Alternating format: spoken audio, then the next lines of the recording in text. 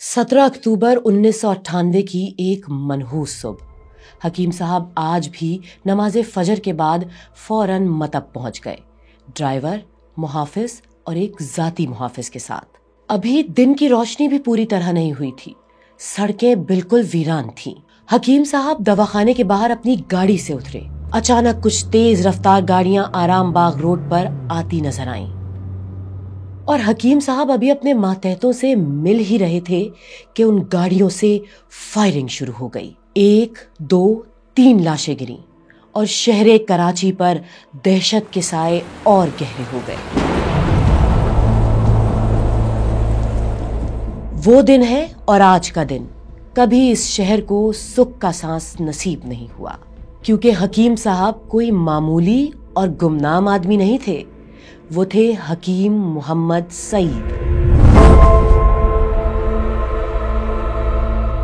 तिब और हिकमत के बड़े नामों में से एक, हमदर्द पाकिस्तान और हमदर्द यूनिवर्सिटी बनाने वाले, अपनी पूरी जिंदगी पाकिस्तान के लिए वक्फ करने वाले। पाकिस्तान की तारीख में कोई ऐसी मिसाल नहीं मिलती कि एक शख्स ने अपनी पूरी जिंदगी इल्म व आगही की खिदमत के लिए वक्फ की हो। वो जिंदगी भर सईद रहे और मरते दम शहीद भी बन गए। आज रफ्तार में हम आपको हकीम मोहम्मद सईद की कहानी सुनाएंगे। कोई बच्चा ऐसा है, कोई नौनिहाल ऐसा है जो मुझसे 1000 रुपए ले ले और बाजार जाकर सेहत खरीद के ले आए। नहीं हो सकता ना, ये सेहत जो है बिकाऊ माल नहीं है। हकीम मोहम्मद सईद के आबाओ अजदाद का ताल्लुक चीनी तुर्किस्तान से था, यानी सिंकियांग से। 16वीं सदी में उनका खानदान हिजरत करके पेशावर आया और पौन सदी बाद मुल्तान को अपना घर बनाया। 18वीं सदी में इस खानदान ने दिल्ली हिजरत की, फिर पानीपत और कोहे हिमालय के दामन में पीलीभीत, जहां 1883 में हकीम सईद के वालिद हाफिज अब्दुल मजीद पैदा हुए। कुछ अरसे बाद इस खानदान ने वापस दिल्ली की राह ली, जहां 1900 में हाफिज अब्दुल मजीद का निकाह राबिया बेगम से हुआ। हाफिज अब्दुल मजीद को दवासाजी में खुसूसी दिलचस्पी थी। इस शौक की वजह से उन्होंने दिल्ली में हकीम अजमल खान के मशहूर दवाखाने में मुलाजमत ली और फिर 1906 में अपना दवाखाना हमदर्द खोला। इस काम में हकीम अब्दुल मजीद की अहलिया राबिया बेगम का भी बड़ा किरदार था, लेकिन राबिया बेगम का इससे भी बड़ा कारनामा था अपने बच्चों की तरबियत। ये 9 जनवरी 1920 का दिन था, जब दिल्ली के मोहल्ला कूचा काशगरी में दोनों के यहाँ 5वीं औलाद पैदा हुई। नाम रखा गया मोहम्मद सईद। सईद 5 बहन भाइयों में सबसे छोटे थे। सबसे बड़ी हमीदी बेगम, फिर अब्दुल हमीद, महमूदी बेगम, अब्दुल वहीद और आखिर में मोहम्मद सईद। अभी सईद की उम्र 2.5 साल ही थी कि 22 जून 1922 को वालिद का इंतकाल हो गया। हकीम सईद कहते थे, मेरी वालिदा एक नर्म मिजाज खातून होने के साथ साथ गर्म मिजाज भी थीं। उसूल के खिलाफ कोई काम नहीं करती थीं। उनकी तरबियत का सारा जोर इखलाक पर था और बद इखलाकी पर सख्त सजा देती थीं। मजबूत तौर पर मुआशरा अगर इसमें अखलाक न हो तो वही हुआ जो हमारे यहाँ आज हो रहा है पाकिस्तान में, या हमारे पार्लियामेंट में हो रहा है, या असेंबली में हो रहा है, वही होगा। हमारा मुसलमान का अखलाक ये नहीं है और हम जो कर रहे हैं मजबूत तौर पर पूरे मुल्क में, उसमें सर्व शुक्र का कोई मकाम नहीं है। राबिया बेगम दवाखाने की दिन भर की आमदनी से कुछ रकम पसंदाज कर लेती थीं। हकीम अब्दुल मजीद को सब इल्म था, वो बेखबर बने रहते। कई साल बाद कारोबार की तौसी के लिए उनको एक इमारत खरीदने की जरूरत पड़ी। सरमाया नहीं था तो हकीम अब्दुल मजीद परेशान हो गए। राबिया बेगम ने परेशानी की वजह पूछी तो बताया कि सामने वाली दुकान की जरूरत है, मगर उसने जो रकम मांगी है वो उनके पास मौजूद नहीं। राबिया बेगम किसी खुफिया मकाम से एक थैली निकाल लाई और वो पसंदाज की गई रकम शौहर के हवाले कर दी। इस तरह वो इमारत खरीद ली गई, जहां हमदर्द आज भी कायम है।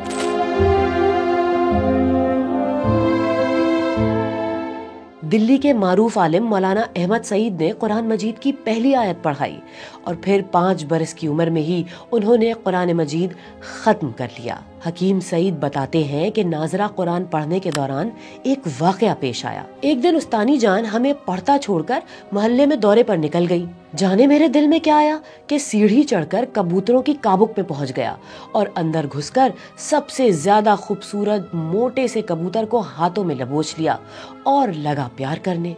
وہ بڑا طاقتور نکلا، زور مارا اور میرے ہاتھوں سے تو نکل گیا، مگر اس کی دم میرے ہاتھ میں رہ گئی۔ اب ایک کبوتر کی تکلیف کہ اس کی پوری سفید دم میرے ہاتھ میں رہ گئی اور وہ بغیر دم رہ گیا۔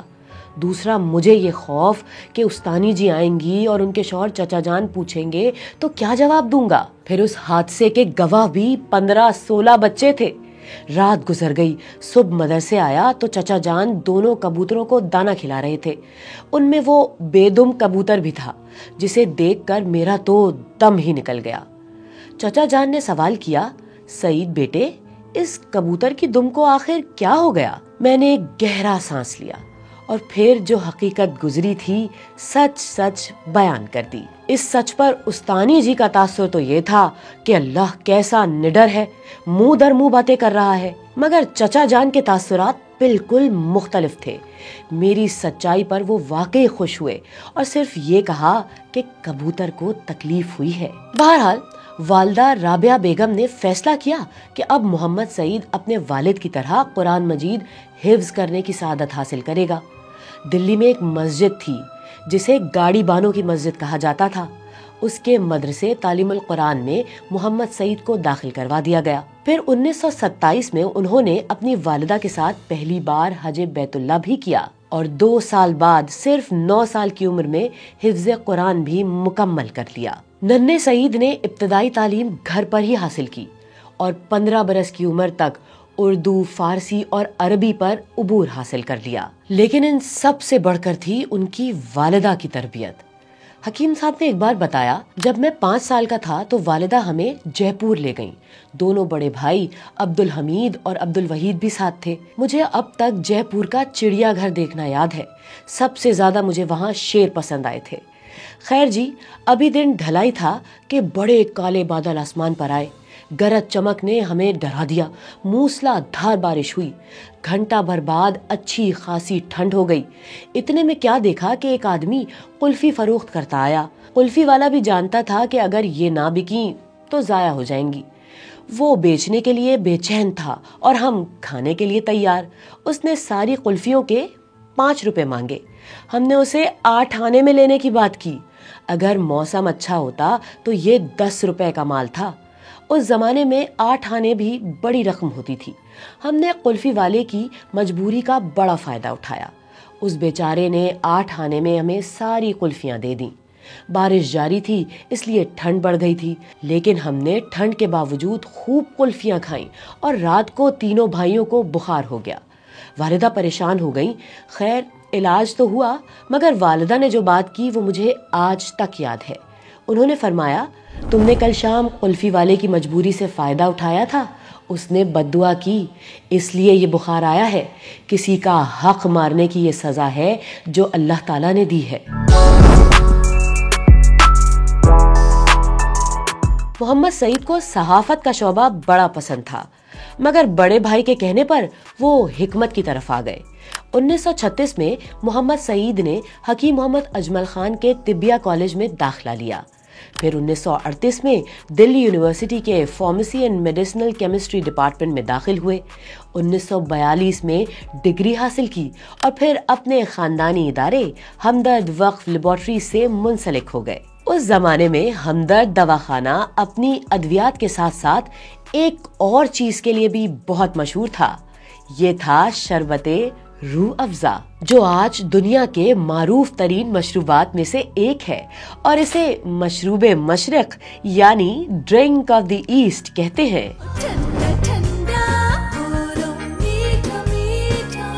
اس شربت کا ذائقہ واقعی ایسا ہے کہ یہ روح افزا کہلانے کا مستحق ہے۔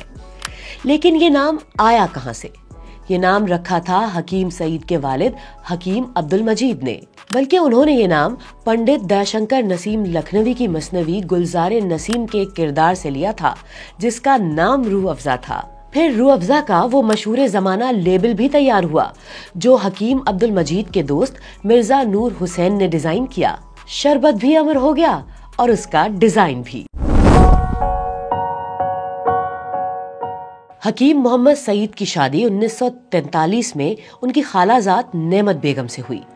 نعمت بیگم ایک وفادار، خدمت گزار اور صابر و شاکر خاتون تھیں۔ حکیم سعید کہتے تھے، اگر مجھے ایسی معصوم شریک حیات نہ ملتی تو شاید میں وہ سارے کام نہ کر سکتا جو میں نے کر لیے ہیں۔ انہوں نے ہر تکلیف برداشت کر کے میری راحت کو اپنی راحت پر مقدم رکھا۔ جب غربت کا دورہ تھا تو بھی وہ ثابت قدم رہیں۔ ہم دونوں نے خاموشی سے فاقے بھی کر لیے۔ لیکن اس شادی سے پہلے ہندوستان میں بہت بڑی تبدیلی رونما ہو چکی تھی۔ 23 مارچ 1940 کو لاہور میں آل انڈیا مسلم لیگ کا ایک تاریخی جلسہ ہوا، جس میں ایک قرارداد منظور ہوئی جو آج قرارداد پاکستان کے نام سے جانی جاتی ہے۔ اس وقت 20 سال کے حکیم سعید بھی وہاں موجود تھے۔ قائد اعظم محمد علی جناح کی تقریریں ان کو بہت متاثر کرتی تھیں۔ پھر حکیم سعید کا دلی خود ہندوستان کا سیاسی مرکز تھا، جہاں بڑے غور و فکر کے بعد وہ ایک نتیجے پر پہنچے۔ خود لکھتے ہیں، بھارت میں جس انداز کی حکومت قائم ہوگی میں اس کا وفادار نہیں رہ سکتا، لہٰذا مجھے پاکستان جانا ہوگا۔ اور پھر ایسا ہی ہوا۔ 14 اگست 1947 کا سورج طلوع ہوا، بر صغیر تقسیم ہو گیا اور مملکت خداداد پاکستان وجود میں آ گئی۔ لیکن اس کے بعد جو کچھ ہوا اس نے حکیم محمد سعید کا دل چھلنی کر دیا۔ انہوں نے تقسیم کے فسادات اپنی آنکھوں سے دیکھے۔ دلی میں ان کے کئی چاہنے والے شہید ہوئے، عزتیں لٹ گئیں، علم و ادب کے خزانے جلا دیے گئے۔ اس قتل عام نے تو 1857 کی یادیں تازہ کر دی تھیں۔ دوست احباب اپنا سب کچھ لٹا کر ہجرت کرنے پر مجبور تھے۔ پھر انسانی تاریخ کی سب سے بڑی ہجرت شروع ہو گئی اور حکیم سعید بھی اپنے ارادوں پر عمل کرنے والے تھے۔ میں جو ہجرت شرعی ہے، ہجرت میں نے مجبور نہیں کی ہے، معمور کیے گا ہجرت، سنت رسول ہے یہ۔ میں تو اسی ہجرت کی تھی یہاں پر۔ ہندوستان میں ادارہ ہمدرد عوام کی خدمات کے لیے وقف ہو چکا تھا۔ انصاف کا تقاضا یہی تھا کہ نوزائیدہ مملکت خداداد پاکستان کے عوام کی بھی خدمت کی جائے۔ اس لیے حکیم سعید نے رشتہ داروں، دوستوں اور چاہنے والوں کی مخالفت کے باوجود پاکستان ہجرت کا فیصلہ کر لیا۔ یہ کوئی آسان فیصلہ نہ تھا۔ اس فیصلے سے نہ بھائی خوش تھے نہ ماں راضی تھی۔ ایسا بھائی اور ایسی ماں جن کے سامنے انہوں نے زندگی میں کبھی نہ نہیں کی تھی۔ اب ہر طرف آنسو تھے، جذبات تھے، لیکن ارادہ نہیں بدلا۔ ماں اور بڑا بھائی سمجھا کر بالآخر ہار مان گئے، اجازت مل گئی۔ والدہ بولی، سعید میں تم کو اپنی نشانی کیا دوں؟ لو یہ میری چادر اور لو یہ میرا تکیہ، بس تم ان دونوں کو اپنے پاس رکھنا۔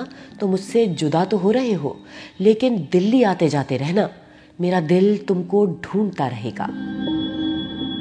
حکیم سعید کہتے ہیں، اتنا کہہ کر وہ بھی خوب روئیں اور میں بھی بہت رویا۔ میں 9 جنوری 1948 کو اپنی والدہ اور اپنے محسن بھائی کو اداس چھوڑ کر، اپنی ہر جائیداد اور اپنا پیارا شہر دلی چھوڑ کر پاکستان آ گیا، کیونکہ میں بھارت کا وفادار نہیں ہو سکتا تھا۔ میرے عزیز و اقارب کو میرا بھارت چھوڑنا گوارا نہ تھا۔ مولانا ابوالکلام آزاد نے بھی پاکستان نہ جانے کا مشورہ دیا تھا۔ میرے بزرگ بلکہ دوست حضرت خواجہ حسن نظامی کی رائے بھی یہی تھی کہ مسلمانوں کو بھارت میں رہنا چاہیے، مگر میں نے اصول کی خاطر ہر چیز قربان کر دی اور خالی ہاتھ پاکستان چلا آیا۔ یوں حکیم سعید بیوی، بیٹی اور ماں کی دی گئی نشانیوں کے ساتھ دلی سے کراچی پہنچ گئے۔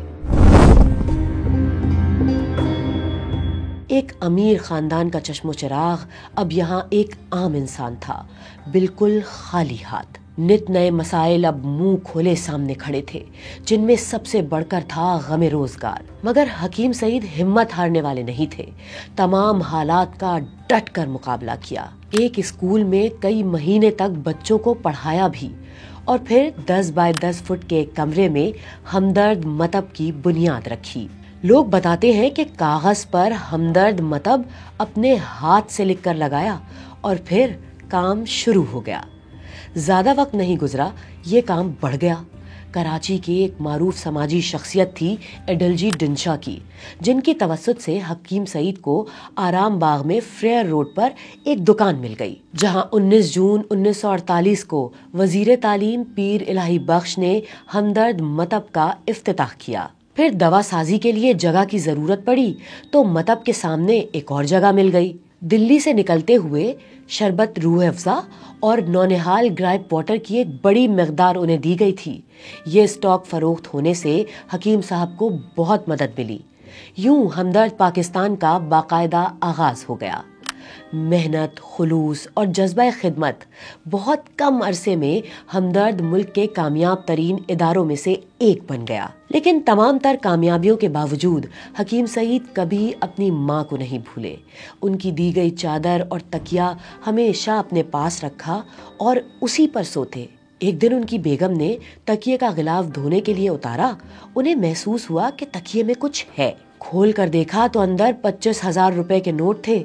उन्होंने हकीम साहब को दिखाए तो बड़े खुश हुए। उन्हें समझ आ गई कि माँ ने ये निशानी उन्हें क्यों दी थी। ये उस जमाने में बहुत बड़ी रकम थी, जिससे मतब और दवाखाने को बढ़ाने और नए शहरों में शाखें खोलने में बड़ी मदद मिली। आपने 1953 में मशरकी पाकिस्तान में हमदर्द की बुनियाद रखी। 1971 में जब मशरकी पाकिस्तान अलग हुआ तो हकीम सईद ने उसे वहीं की इंतजामिया के हवाले कर दिया, जो हकीम यूसुफ हारून की सरबराही में आज भी कायम है। हमदर्द बांग्लादेश के नाम से मशहूर है। बहरहाल 50 की दहाई में ढाका के अलावा लाहौर के इलाके अनारकली में भी एक हमदर्द मतब कायम हुआ। फिर पेशावर, रावलपिंडी, मुल्तान और सक्खर में भी मतब कायम हुए, बल्कि एक लंदन में भी बना। तिब के फरोग के लिए उन्होंने कराची में हमदर्द तिब्बिया कॉलेज भी कायम किया, जिसका इफ्तिताह 14 अगस्त 1958 को मादर मिल्लत मोहतरमा फातिमा जिन्नाह ने किया।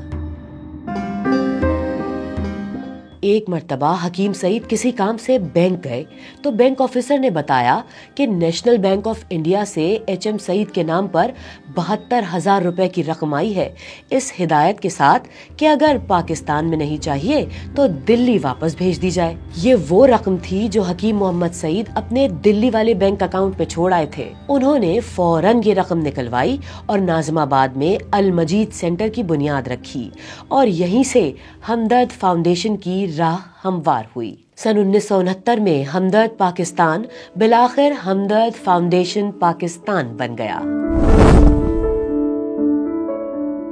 हकीम सईद की जिंदगी तिब के लिए वक्फ थी।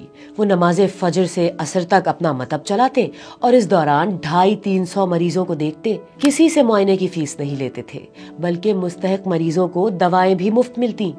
कुछ मरीजों को तो पर्चियों पर लिख देते कि दवाई के साथ इनको कुछ माली मदद भी दी जाए। बच्चे तो उनकी कमजोरी थे, अपनी दराज में टॉफियों के पैकेट और खिलौने रखते।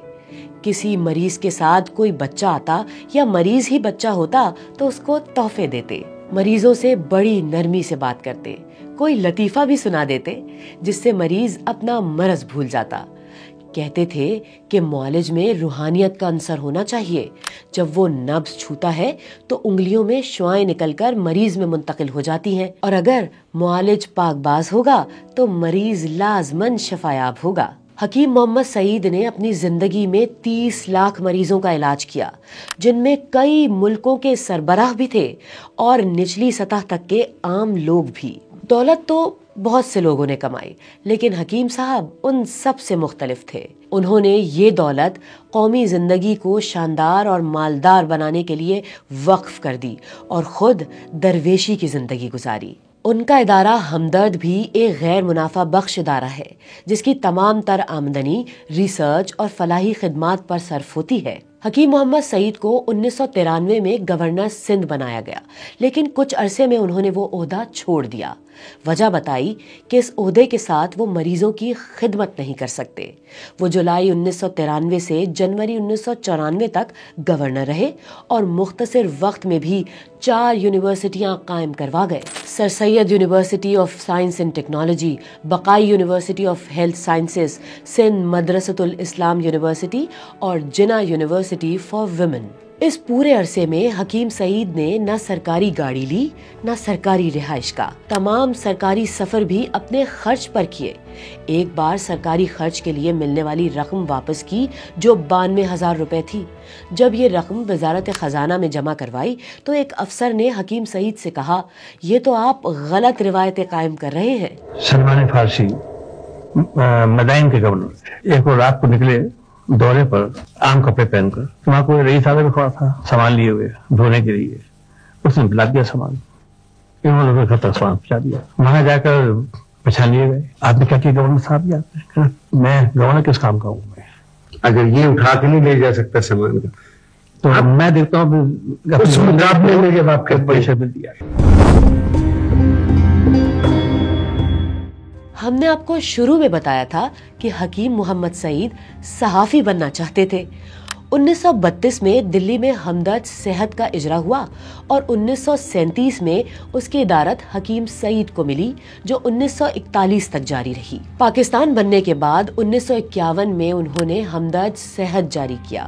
اس کے ساتھ کئی اور رسالے بھی آئے جن میں سب سے مشہور تھا ہمدرد نونہال۔ یہ حکیم سعید کی ایک بڑی لیگیسی ہے۔ یہ رسالہ 1953 سے شائع ہو رہا ہے، بلکہ آج تقریباً پون صدی کے بعد بھی بچوں کا سب سے مقبول رسالہ ہے۔ یہ حکیم سعید کا بچوں سے تعلق اور محبت ہی تھی، جس کی وجہ سے حکومت پاکستان نے 9 جنوری کو پاکستان میں بچوں کا دن قرار دیا۔ جی ہاں، حکیم محمد سعید کی سالگرہ کا دن۔ نونہال کے عروج کے زمانے میں بچوں کا بھی حکیم سعید سے بڑا گہرا تعلق ہوتا تھا۔ پشاور میں ایک بچہ والدین کی ڈانٹ پر گھر سے یہ کہہ کر نکل گیا کہ میں حکیم سعید کے پاس جا رہا ہوں کہ آج کا نونہال تربیت پا کر اور تعلیم پا کر بڑا ہو جائے تاکہ کل پاکستان کو بڑا بنا سکے۔ خیر، حکیم سعید اردو اور انگریزی کی تقریباً 200 کتابوں کے مصنف ہیں۔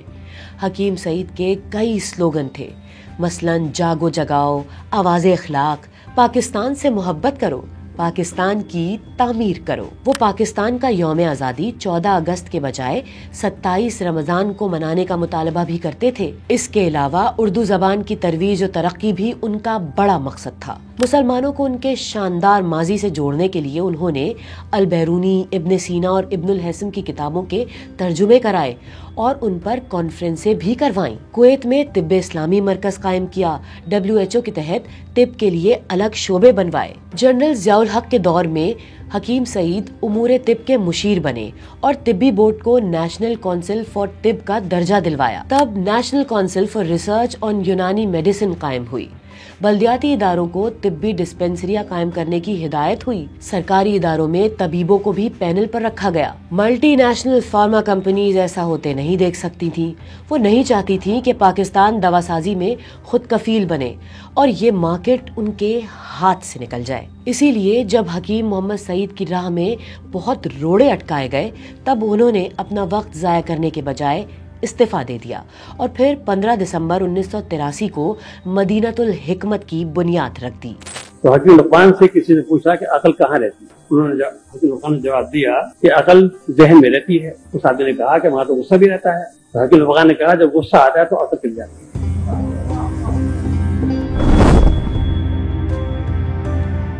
مسلمانوں کے عروج کا زمانہ تھا 8ویں اور 9ویں صدی عیسوی، اور اس عروج کی وجہ تھی علم۔ بغداد دنیا بھر کے علوم کا مرکز تھا اور شہر میں علم کا سب سے بڑا مرکز تھا بیت الحکمت۔ حکیم محمد سعید نے اسی طرز پر کراچی شہر سے باہر 1200 ایکڑ پر ایک شہر علم بنایا۔ نام رکھا گیا مدینۃ الحکمت۔ اس شہر میں کئی ادارے قائم کیے گئے۔ Hamdard medical college, Hamdard college, Hamdard public school, Hamdard village school, Hamdard college of eastern medicines, Hamdard industrial city, Hamdard institute of information technology, سائنسی مرکز اور سب سے بڑھ کر ہمدرد یونیورسٹی۔ یہ یونیورسٹی 1985 میں بنی۔ حکیم محمد سعید پہلے دن سے اپنی شہادت کے دن تک اس کے وائس چانسلر رہے۔ 70,000 خط بھیجے دولت مندوں کو پاکستان میں کہ تمہارے گھر میں جو بچہ غریب تمہارے بچوں کو کھلا رہا ہے، مشک پوشا لگا رہا ہے، ان کو پڑھا دو۔ 11 جواب آئے صرف، جن سے 4 مثبت تھے اور 7 نفی میں تھے۔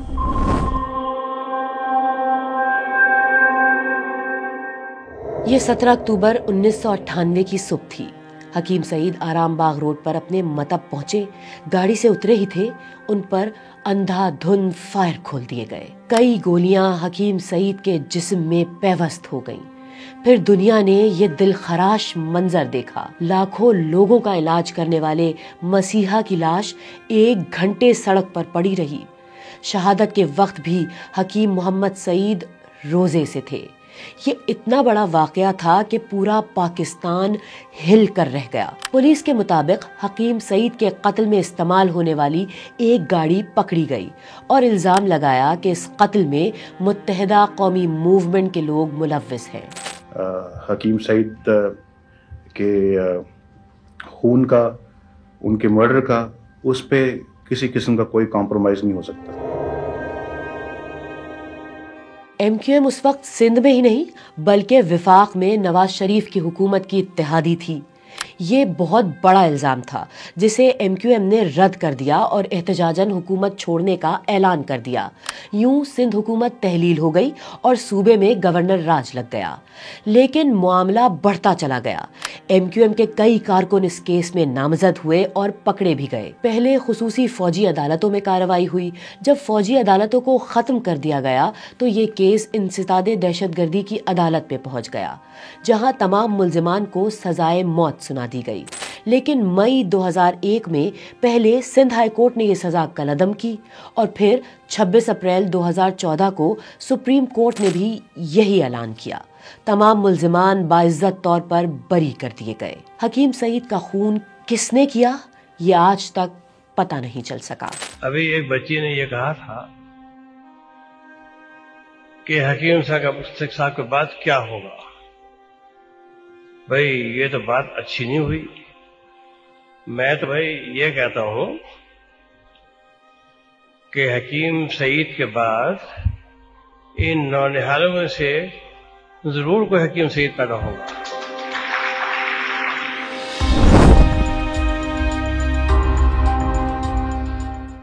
حکیم سعید سے ایک بار پوچھا گیا تھا کہ آپ کو کبھی پاکستان آنے پر کوئی پچھتاوا ہوا؟